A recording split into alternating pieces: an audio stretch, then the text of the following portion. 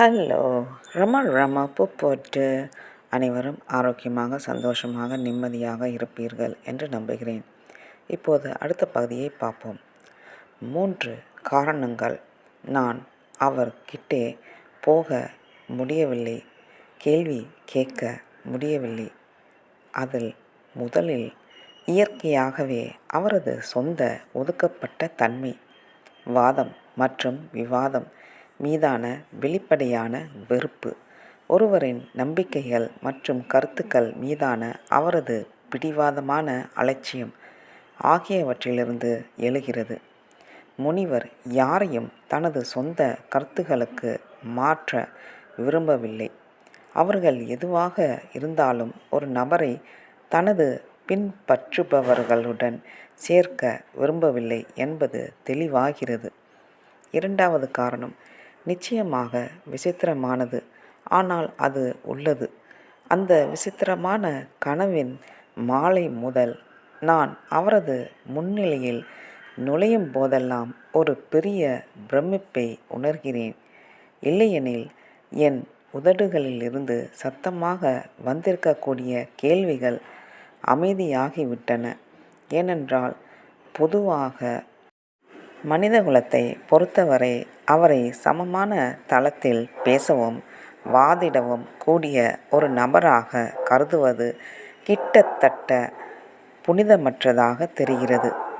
எனது தோல்விக்கான 3வது காரணம் போதுமானது. கிட்டத்தட்ட எப்போதும் மண்டபத்தில் பலர் இருப்பார்கள், மேலும் அவர்கள் முன்னிலையில் எனது தனிப்பட்ட எண்ணங்களை வெளிப்படுத்த நான் விரும்பவில்லை. எல்லாவற்றிற்கும் மேலாக நான் அவர்களுக்கு அந்நியன் மற்றும் இந்த மாவட்டத்தில் ஒரு வெளிநாட்டவர்.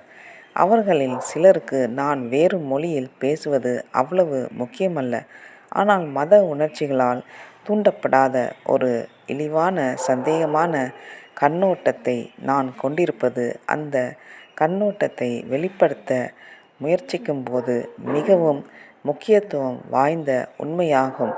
அவர்களில் பக்தியுள்ள பாதிப்புகளை புண்படுத்த எனக்கு விரும்பவில்லை, ஆனால் எனக்கு கொஞ்சம் ஈர்க்கும் கோணத்தில் இருந்து விஷயங்களை பற்றி விவாதிக்க எனக்கு விருப்பமில்லை.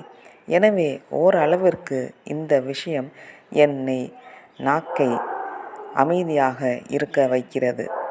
3 தடவைகளையும் கடந்து ஒரு மென்மையான வழியை கண்டுபிடிப்பது எளிதல்ல. பல முறை நான் மகரிஷியிடம் ஒரு கேள்வியை கேட்கும் முனையில் இருக்கிறேன், ஆனால் 3 காரணங்களில் ஏதோ ஒன்று என் தோல்விக்கு காரணமாகிறது. எனது முன்மொழியப்பட்ட வார இறுதி விரைவாக கடந்து செல்கிறது. அதை ஒரு வாரத்திற்கு நீட்டிக்கிறேன்.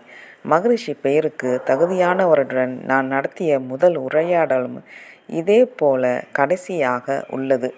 1 அல்லது 2 மிகவும் செயலற்ற மற்றும் மரபுவழி பேச்சு துணுக்குகளுக்கு அப்பால் அந்த மனிதருடன் என்னால் பேச முடியவில்லை. வாரம் கடந்து அதை ஒரு 15 நாட்களுக்கு நீட்டிக்கிறேன். ஒவ்வொரு நாளும் முனிவரின் முன் மனச்சூழலில் அழகிய அமைதியையும் அவரை சுற்றியுள்ள காற்றில் பரவியிருக்கும் அமைதியையும் நான் ரசிக்கிறேன், உணர்கிறேன்.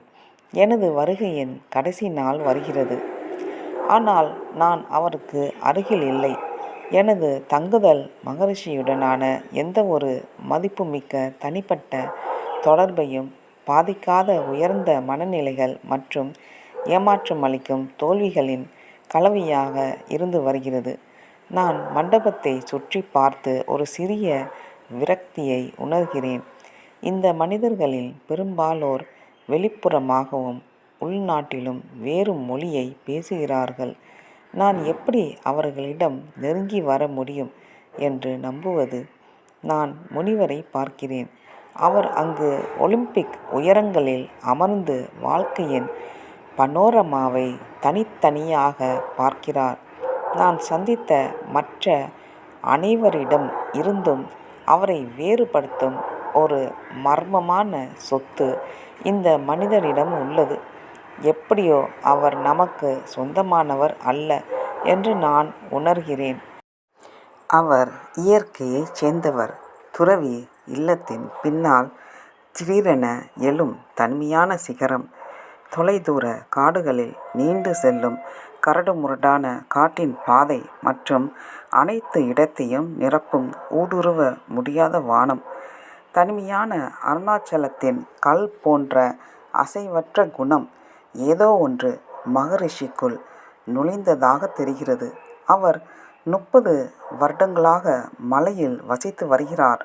ஒரு குறுகிய பயணத்திற்கு கூட அதை விட்டு வெளியேற மறுக்கிறார் என்பதை நான் அறிந்திருக்கிறேன். அத்தகைய நெருங்கிய தொடர்பு தவிர்க்க முடியாமல் ஒரு மனிதனின் குணத்தில் அதன் விளைவுகளை ஏற்படுத்தும். அவர் இந்த மலையை நேசிக்கிறார் என்பது எனக்கு தெரியும்.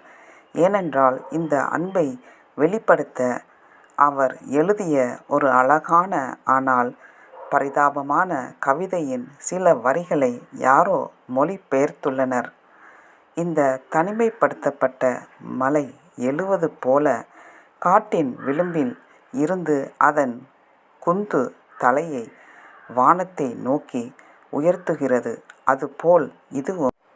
இந்த விசித்திரமான மனிதன் தனது தலையை தனிமையான கம்பீரத்தில் இல்லை, தனித்துவத்தில் பொதுவான மனிதகுலத்தின் காட்டிலிருந்து உயர்ந்து இருக்கிறார்.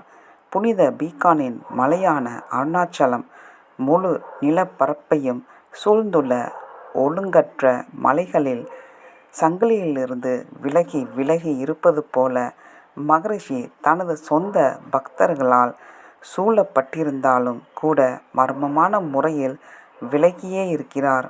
அவரை நேசித்து பல ஆண்டுகளாக அவருக்கு அருகில் வாழ்ந்த மனிதர்கள் அனைத்து இயற்கையின் ஆள்மாறாட்டம், ஊடுருவ முடியாத குணம் இந்த புனித மலையின் மிகவும் விசித்திரமாக எடுத்து காட்டுகிறது. நன்றி, வணக்கம். ரமா பூ போட்டு